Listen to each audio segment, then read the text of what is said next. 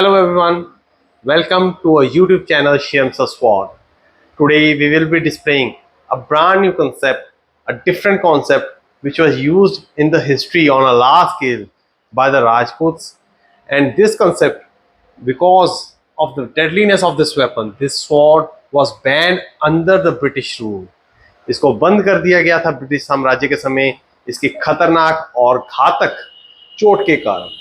आज हम आपको राजस्थान की रियासत अलवर के यहाँ से एक बहुत ही खतरनाक और डेडली वेपन दिखाने जा रहे हैं, जिसे हमने इतिहास के पन्नों को फरोल कर दोबारा रिक्रिएट किया है। उन्हीं डायमेंशंस, उन्हीं स्पेसिफिकेशंस के साथ we have recreated this weapon and is brought to you by Shrims sword. हम आपके लिए जो लेकर आए हैं वो है अलवर की तेग। आप देख सकते हैं ये वेपन बहुत ही लाइट वेट है, इजी टू रोटेट है और किसी भी तरह के सर्कमस्टांसेस में it can be used easily.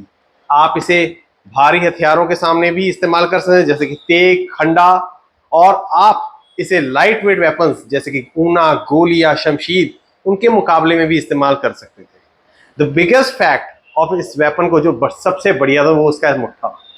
बाकी मुट्ठों की तरह हिंदुस्तान की तलवारों के जो बाकी मुट्ठे हैं उनके मुकाबले इसकी कटोरी का साइज छोटा रखा गया है, जिससे कि आपको ये इजीली रिस्ट मूवमेंट में फायदेमंद रहता है। आपकी ग्रिप इसमें पूरी तरह से टाइट आती है और ये बहुत ही इजीली टू रोटेट है।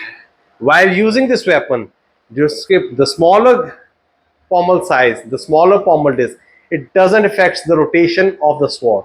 You see over here, it doesn't touches your wrist, and which makes it very easy to rotate under any circumstances. You can use this weapon just with the movement of your wrist without rotating your shoulder or the elbow. बिना कोहनी और कंधा हिलाए आप easily इसको अपनी सिर्फ और सिर्फ कलाई से घुमा सकते हैं, जिसके कारण ये वेपन आपको बहुत ही ज़्यादा स्पीड और चुस्ती फुर्ती के साथ इस्तेमाल करने में लाभदायक रहता था।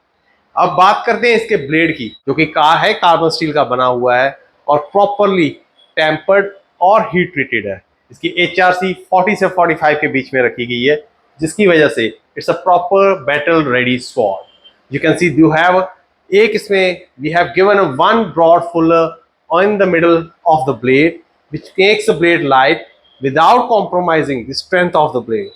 There's one narrow fuller near the spine of the blade which helps us to easily draw the sword back when we stab it straight into the enemy.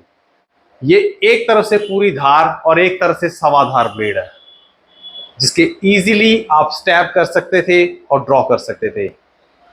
ये तलवार मेरे हिसाब से बहुत ही घातक और बहुत ही खतरनाक रही है, जिसकी वजह से इसे उस समय सरकार द्वारा बैन किया गया। इस तलवार में हमने दो वर्जन क्रिएट किए हैं, जैसा कि आप देख सकते हैं। एक फुल लेंथ वर्जन है 3 फीट की, और एक हमने इसमें रिक्रिएट किया है शॉर्टर लेंथ, जिसे आप easily you can carry with yourself in a car और एनीवेयर। ये हमने इसमें 2.5 फीट का एक नया वर्जन क्रिएट किया है, जिसमें सेम पॉमल, उसी हिसाब से ग्रिप, उसी हिसाब से मुट्ठा, टाइट ग्रिपिंग आएगी ताकि ये हाथ से स्लिप ना करे, और इसका ब्लेड शॉर्ट लेंथ में क्रिएट किया है। इसमें हमने बीच में we have given one broad fuller in the middle of the blade, but we have not given this fuller near the spine in this one. It's easy to rotate, lightweight and quite deadly, which can be used without the movement of your elbow or the shoulder. You can easily rotate this sword with the movement of the wrist, as the pommel disc is smaller in this one. In my opinion, both the weapons are quite deadly and quite ferocious. We can easily rely on any of these. As a collector, Hindustan के उन हथियारों को जो किसी समय में बहुत ही बड़े पैमाने पर इस्तेमाल किए गए थे, उनको इकट्ठा करने जाते हैं, तो आपकी कलेक्शन इन दो तलवारों के बिना अधूरी रहेगी। इन्हें खरीदने के लिए to purchase these things, you please visit our website www.shrimsasword.com.